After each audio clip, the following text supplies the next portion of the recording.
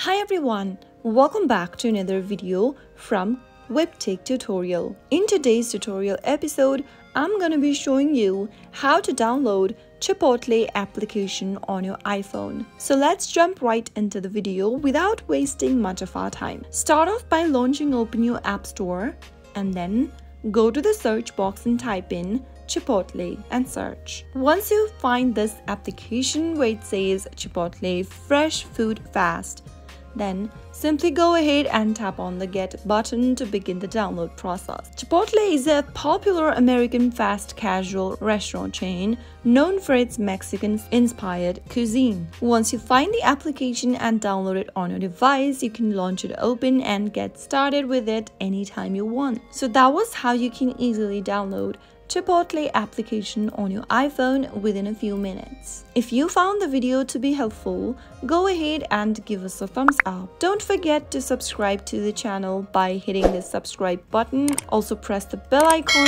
so that you'll never miss another upcoming upload from us. I'll see you again in the next video. Goodbye till then.